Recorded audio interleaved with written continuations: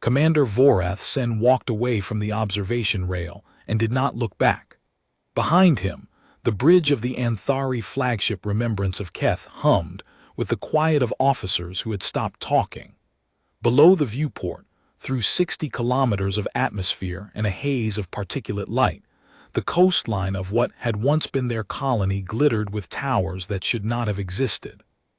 He walked because there was nothing left to say, not to the bridge crew, not to the 300,000 soldiers still sealed in their landing barges, not to the high matriarch who waited in the transmission hall for a report he could not give. The corridor swallowed him and the doors sealed, and for the first time in 72 standard cycles, Vorath Senn was alone. But to understand why the commander of the greatest expeditionary fleet in Anthari history walked away from the prize his civilization had spent 40,000 years planning to reclaim, you have to go back, not to the beginning, to the moment just before the end. 3 hours earlier, the final transmission from the surface had arrived. Vorath stood at the central display, surrounded by his senior staff, when the translation matrix finished parsing the signal. It had come in on a frequency the Anthari had not used in millennia, an old colonial administrative band, long since obsolete. That alone had unsettled the communications officer, but the content was worse. The message was simple. 12 words, rendered in flawless Old Anthari script, the formal dialect of the Empire's founding era, a language no human should have been able to read, let alone compose. We kept your gardens, we kept your records, we remember you. Tactical Officer Ladinath read it aloud, and the bridge went still. That is not a threat, she said carefully. No, Vorath agreed, his throat felt dry. It is something worse. He had studied the old colonial archives during the 30-year transit from the home cluster. He knew what the Anthari had left behind on this world 40,000 years ago. Frontier outposts, atmospheric processors, a gene modification laboratory, 17 garrison towers, and a population of indigenous bipeds, tool users but pre-industrial, catalogued as species 41187 and deemed unsuitable for uplift. The Anthari had used them for manual labor during the colonial period, 300 years of resource extraction, and then abandoned them when the ore veins ran dry. Standard procedure. The colony was decommissioned, the garrison recalled, the atmospheric processors left to rust. Species 41187 was expected to return to its prior equilibrium within a few generations. 40,000 years was not a few generations, and the world below was not in equilibrium. Commander, Lay said, her voice measured, the surface scans are complete. I need to show you what we are looking at. He nodded. She brought up the composite image, and the bridge crew leaned forward, and what they saw ended any pretense that this was a retrieval operation. 6 hours before that, the fleet had dropped out of superluminal transit at the edge of the system, and the first scans had come back wrong. Vorath remembered standing at the same rail he would later walk away from, watching the data resolve on the long-range array. The star was correct. The orbital mechanics matched the ancient charts. The third planet was in the right position, the right mass, the right atmospheric composition, but the electromagnetic signature was impossible. Commander, I am reading structured emissions across the entire spectrum, the sensor officer reported. His name was Torek, young, competent, and visibly confused. Radio, microwave, optical laser, gravitational pulse. The density is comparable to a Tier 1 industrial world. Vorath frowned.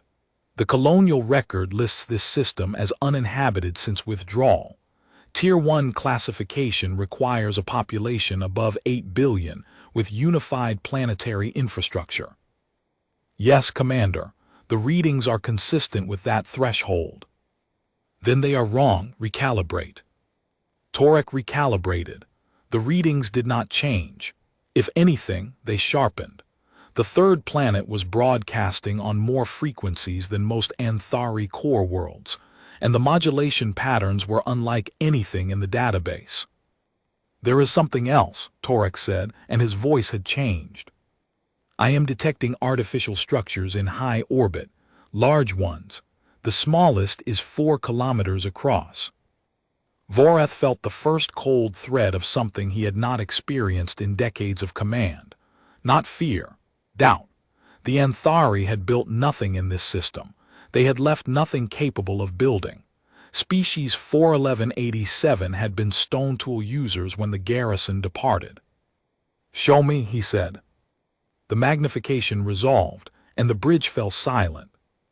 Hanging in low orbit above the planet's equator was a ring. Not a station, not a platform. A ring, continuous, encircling the entire world, gleaming white and silver in the light of the local star. Vorath could see structures along its inner surface, docking pylons, habitat modules, what appeared to be weapon emplacements. The ring was enormous. Conservative estimate put its diameter at just under 13,000 kilometers. "That is not possible," Lay said from beside him. It was possible, it was real, and it was only the first thing they did not understand. 12 hours before the ring appeared on their scans, before the fleet had even entered the system, Vorath Senn had stood in the remembrance of Keth's memorial gallery and looked at the old photographs. This was his ritual before every major operation. The gallery ran the length of the ship's spine, a corridor of polished stone and soft amber light, and along its walls hung images from the Empire's long history. Vorath always stopped at the same section, the colonial era, the expansion. The years when the Anthari had seeded 100 worlds, and believed the galaxy was theirs by right. The photographs of this world, catalogued as Outpost Vorath 4, showed a green-brown sphere marbled with clouds, river deltas, mountain ranges, broad savannas where the indigenous population moved in small bands, building fires, shaping flint. The Anthari garrison towers rose above the tree line in the orbital shots, elegant spirals of pale stone, each one a monument to the Empire's reach. Vorath studied the face of a garrison commander captured in one image, a female officer in ceremonial armor, standing on a terrace overlooking the colony's primary mining site. Her expression was calm, proprietary. Behind her, a line of species 41187 laborers carried ore baskets along a dirt road. They were smaller than the Anthari, thin-limbed, with flat faces and dark eyes. The colonial archive described them as compliant, trainable, and unremarkable. He felt nostalgia looking at that image, not for the exploitation, which the modern Anthari administration acknowledged as regrettable but historically necessary, but for the certainty it represented. The certainty that the Anthari understood the galaxy, that they had mapped its potential. That species 41187 would remain what they were, and the Empire would remain what it was, and the order of things was fixed. 40,000 years was a long time to be certain about anything. He touched the glass over the photograph and moved on. In 14 hours, he would learn what certainty was worth. 20 hours before the memorial gallery, the fleet had completed its final pre-transit briefing in the war chamber of the remembrance of Keth, and the mood had been almost festive.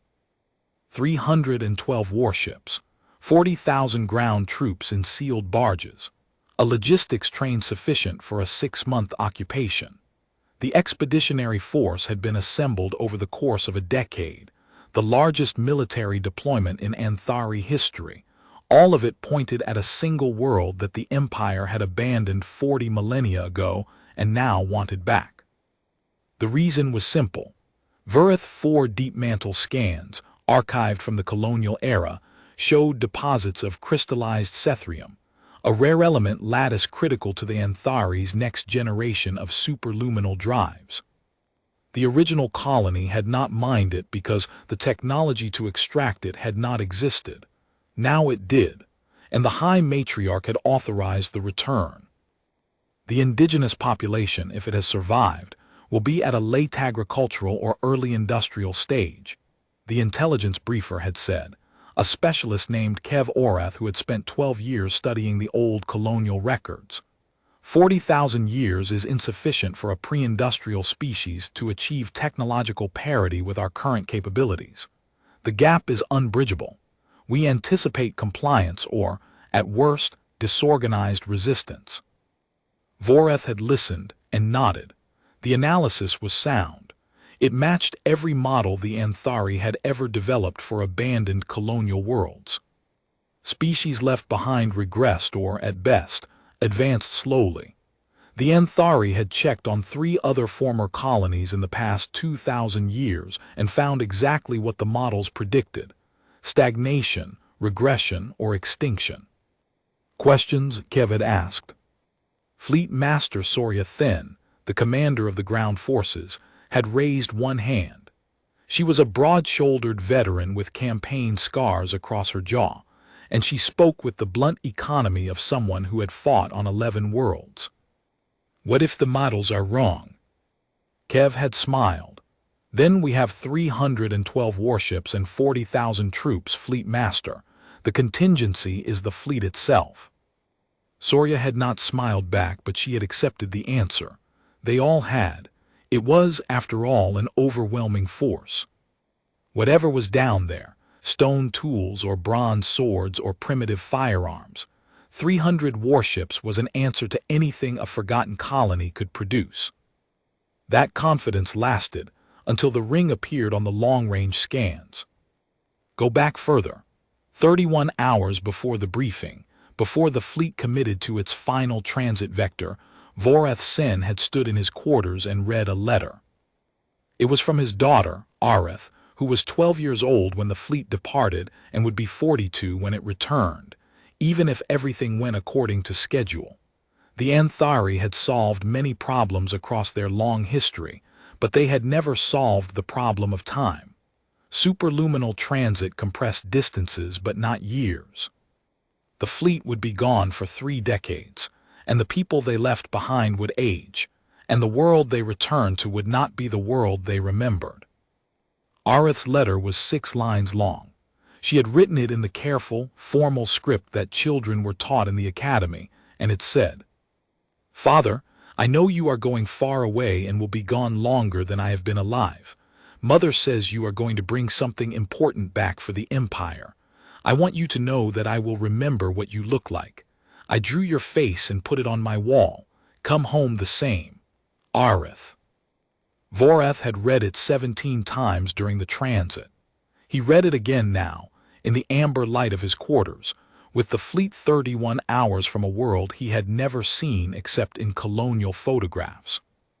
The letter made him feel something he could not name precisely, a compound of tenderness and loss, and the specific ache of knowing that time only moved in one direction.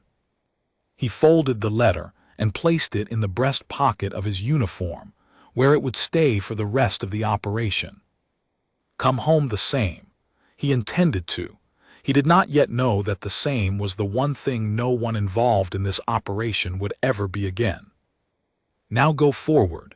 Past the letter, past the briefing, past the memorial gallery, past the first scans. Forward to 9 hours before Vorath walked away from the rail, when the fleet entered high orbit and the full picture resolved. The ring was real, and it was not alone. Below it, the planet's surface was transformed beyond any model's prediction. The savannas from the colonial photographs were gone, replaced by vast urban sprawls that covered entire continental shelves. Vorath could see the grid patterns from orbit, precise geometric networks of infrastructure stretching from coast to coast. Towers rose from the city centers, and not the slender Anthari spirals he knew from the old photographs. These were massive, broad-shouldered structures, hundreds of stories tall, built from materials that the remembrance of Keth's scanners could not immediately identify. Their surfaces caught the sunlight and threw it back in patterns that suggested active energy systems embedded in the architecture itself. The cities were not the worst of it. In the northern hemisphere, clustered along the coastline of what the colonial charts called the Soreth Peninsula. Vorath counted 14 structures that his tactical officer identified as military installations. Each one was the size of a small city. Lay magnified one of them and showed him rows of landing pads, each pad large enough to berth a vessel comparable to an Anthari cruiser. Most of the pads were occupied. "How many ships?" Vorath asked. Lay checked her data twice before answering. "On the visible pads alone, Commander, I count over 800, and these are surface installations only. The orbital ring has its own docking infrastructure. I estimate another 1,200 vessels berthed along its inner arc." 2,000 ships. The Anthari had brought 312. Classification: mixed. Some appear to be commercial or logistical, but the majority, Commander, the majority read as military. Armored hulls, high-energy weapon mounts, shield generator profiles. She paused. "Several of them are larger than anything in our fleet, including this flagship." Vorath stared at the display. The flagship Remembrance of Keth was the largest warship the Anthari Empire had ever built, 1,100 meters from bow to stern, a vessel designed to project imperial authority across star systems. On the surface below, he could see ships that dwarfed it. "The indigenous population," he said. "Species 41187.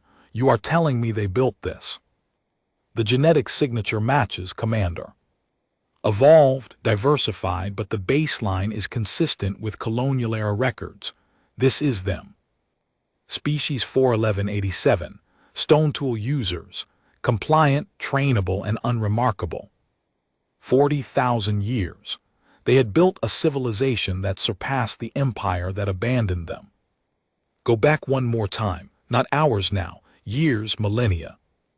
In the colonial archive aboard the Remembrance of Keth, buried in a subsection that no one had consulted during mission planning, there was a single notation from the last garrison commander to serve on Vorath 4. Her name was Prefect Yale Tun, and she had written her final assessment on the day the withdrawal order came through. It read, "The laborers mourn our departure. They gather at the perimeter fences and watch the transports lift. Some of them raise their hands. I do not know if this is a gesture of farewell or a request to be taken along. Either way, it is not our concern. Species 41187 will persist or not. The Empire's interests here are concluded." Vorath had not read this notation before the fleet departed. He read it now, standing at the archive terminal while his officers argued about threat assessments and withdrawal protocols on the bridge above. The words were 40,000 years old, and they carried the same proprietary certainty he had admired in the Memorial Gallery photograph. The certainty that species 41187 was a footnote, that their raising of hands was a reflex, not a statement. That whatever they felt as they watched the Anthari leave was irrelevant to the arc of history. He read the notation and thought about the message they had received. "We kept your gardens. We kept your records. We remember you." And he understood with a clarity that felt like a wound opening that the laborers at the fence had not been mourning. They had been memorizing. 7 hours before the walk away from the rail, Fleet Master Soria Then stood in the tactical center and presented the situation assessment to the senior command staff, and she did not dress it up. "We are outgunned," she said, "outmassed, outpositioned. The orbital ring alone has more firepower than our entire fleet combined, and they have not activated it. The surface installations could launch a counterforce that would overwhelm our point defense networks in minutes. They have not done that either. What they have done is send us a message in a language we forgot we taught them." She let that settle. "My recommendation is withdrawal, immediate, full fleet, no landing operation, no retrieval." The intelligence specialist, Kev Orath, stood at the edge of the room. His face had changed over the past several hours, the confident briefer replaced by something quieter and less certain. "There is a complication. The message. They said they kept our gardens and our records. If that is true, they preserved elements of the colonial infrastructure. That suggests they want to communicate, not to fight. They preserved it because they chose to, Soria said. Not because they had to. That is the point you are missing, specialist. A species that can build an orbital ring and 2,000 warships does not preserve old gardens by accident. They preserved it because they remember. And a people who remember what was done to them and still choose to keep the evidence intact are not people you want to test. Vorath listened. He watched his officers wrestle with the gap between what they had expected and what they had found, and he recognized the specific kind of vertigo that came from realizing that your map no longer described the territory. "Commander," Lay said quietly from beside him, "there is something else. The surface scans have identified the old garrison sites, all 17 of them. Status: intact, maintained, surrounded by what appear to be parks or memorial grounds. The garrison towers are standing, Commander. Someone has been maintaining them for 40,000 years." He closed his eyes. The image that came to him was not the orbital ring or the warships or the cities. It was the old photograph, the one from the memorial gallery. The line of laborers carrying ore baskets along a dirt road, small and thin-limbed, with flat faces and dark eyes. Compliant, trainable, unremarkable. They had maintained the towers. They had kept the gardens. They had learned the language of the people who abandoned them, not to speak to them but to wait, to remember, to build. And when the Anthari finally came back, 40,000 years late with 300 warships and the assumption that nothing had changed, they found a world that had been preparing, not for revenge, but for this exact conversation. The patience of it was staggering. Not rage, not hatred, patience. The kind of patience that only comes from a people who decided, collectively, across generations, that they would not forget and they would not waste the time they were given. 5 hours before the walk, the second message arrived. This one came on a modern frequency, broad spectrum, unmistakable. It was not an Old Anthari script. It was in the indigenous language with a translation matrix appended, offered freely, as if they wanted to be understood clearly. "To the Anthari expeditionary fleet, we know why you have come. The Cethrium deposits remain. They are deeper than your colonial surveys indicated, and we have mapped them fully. We have also developed extraction technology that your current methods cannot match." Vorath read it aloud to his command staff. The bridge was silent. "We do not offer the Cethrium.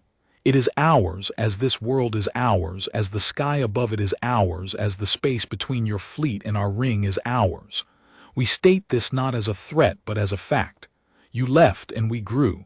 That is the whole of it." The message continued. "We offer instead a choice. You may withdraw peacefully and we will open a diplomatic channel. Trade is possible. Exchange is possible. We have things you need, and your empire has things we would find interesting. This is the future we prefer. Alternatively, you may test the strength of what we have built. We do not recommend it, but we will not prevent you from choosing.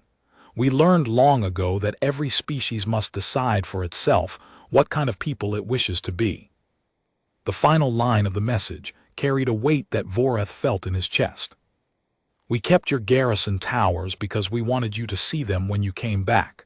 We wanted you to know that we remember everything, the labor and the leaving, the fences and the silence. We remember and we built anyway, not because of you, not despite you, because that is what we are." Lay Denath set down her data tablet. Her hands were trembling. "Commander," she said, "that is not a species at any stage of development we have a classification for." "No," Vorath said, "it is not." 4 hours before the walk, the fleet held position in high orbit, and Vorath Senn made the only decision that mattered. He did not consult the High Matriarch. There was no time, and the transmission delay to the home cluster was 19 years in any case. He did not convene a war council, because there was no war to plan. He did not ask the intelligence specialist for a revised assessment, because every assessment they had brought with them was worthless. He stood at the central display and addressed the fleet on open channel. "All units, this is Commander Vorath Senn. Stand down all weapons. Recall all fighter wings. Secure all landing barges. We are not landing. We are not engaging. We are withdrawing." The channel crackled with 100 questions from 100 captains, and Vorath answered none of them. He turned to Sorya Then, who had been right from the moment the ring appeared on the scans, and he spoke only to her. "Draft a response to the surface. Tell them we accept the diplomatic channel. Tell them we will withdraw to the system's edge and wait for their ambassador." Sorya nodded, no triumph in her expression, just the grim satisfaction of a soldier who recognized a fortified position when she saw one. "And Sorya, tell them we understand, about the gardens, about the towers. Tell them we understand what it means." She studied him for a moment. "Do we, Commander?" He thought about the photograph in the memorial gallery. The laborers at the fence, raising their hands. The certainty of the prefect who dismissed them. "We are beginning to," he said. 2 hours before the walk, the response came from the surface, and it was not what anyone expected. It was an invitation, not for the fleet, for one person. The surface authorities requested that a single Anthari representative descend to the old garrison site at the colony's primary settlement, the same site shown in the memorial gallery photograph, the same terrace where Prefect Yale-Tun had stood and watched the laborers carry their baskets. Vorath went alone. He took a shuttle, a small diplomatic craft with no weapons and no escort, and he descended through the atmosphere of a world his species had abandoned 40,000 years ago. The city below was enormous. It spread across the coastal plain in geometric precision, a lattice of broad avenues and towering structures that caught the afternoon light and held it. The architecture was confident, monumental without being aggressive, built by a people who had nothing to prove to anyone but themselves. He saw parks threaded through the urban grid, green spaces with old trees, and he realized that some of those parks were laid out on the footprints of the original colonial mining sites. The old garrison tower was exactly where the charts said it would be, at the center of what was now a vast public square. It stood untouched, pale Anthari stone rising above the surrounding human buildings, a relic from another era preserved with obvious care. The gardens around it were immaculate, planted with species that Vorath recognized from the colonial botanical registry, plants the Anthari had cultivated during the occupation, kept alive for 400 centuries.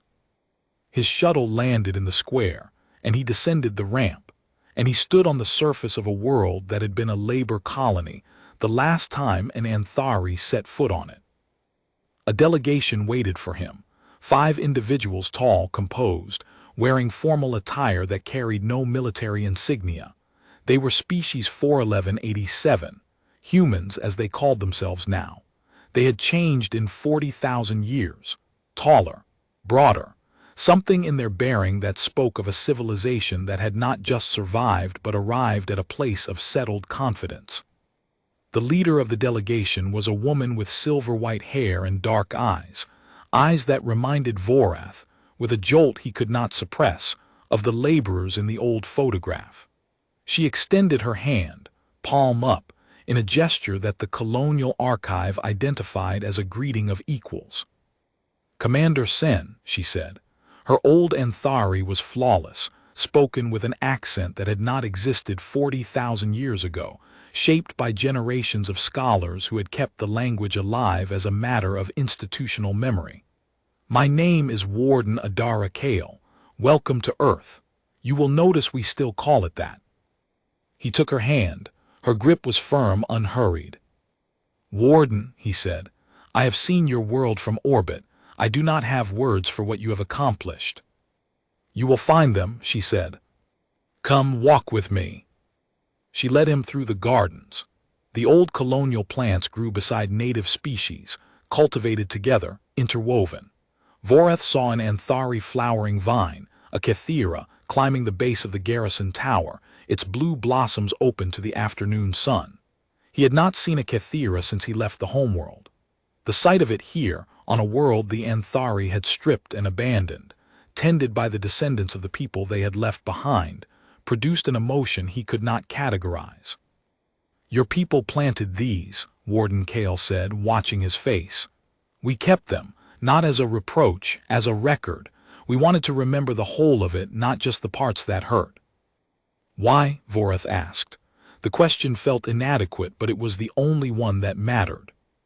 Warden Kale stopped walking. They stood at the foot of the garrison tower, in the shadow of a monument built by conquerors who had believed their subjects were incapable of understanding what was being done to them. "Because forgetting is easy," she said. "And we decided, a very long time ago, that we would not be a people who chose what was easy. We kept your gardens because they are part of our story. We built our cities around your towers because the towers remind us where we started. And we maintained your language because someday we knew you would come back. And when you did, we wanted to be able to say, in your own words, that we had become something you could not have imagined." She gestured to the city beyond the square. The towers caught the late light, gold and white, stretching to the horizon. Above them, the orbital ring crossed the sky like a silver thread, and higher still, the faint shapes of warships in formation, thousands of them, holding position with the quiet assurance of a fleet that had nothing to prove. "This is not revenge, Commander. This is what patience looks like when it has somewhere to go." Vorath stood in the garden of a tower his ancestors had built and looked at a civilization that had grown past him, past his fleet, past his empire, in the time it took the Anthari to decide the Sethrium was worth coming back for. The Kethira bloomed beside him. The garrison tower rose above. And the world it had once governed, from a position of unquestioned dominance, had become something that made 300 warships irrelevant. He did not feel threatened.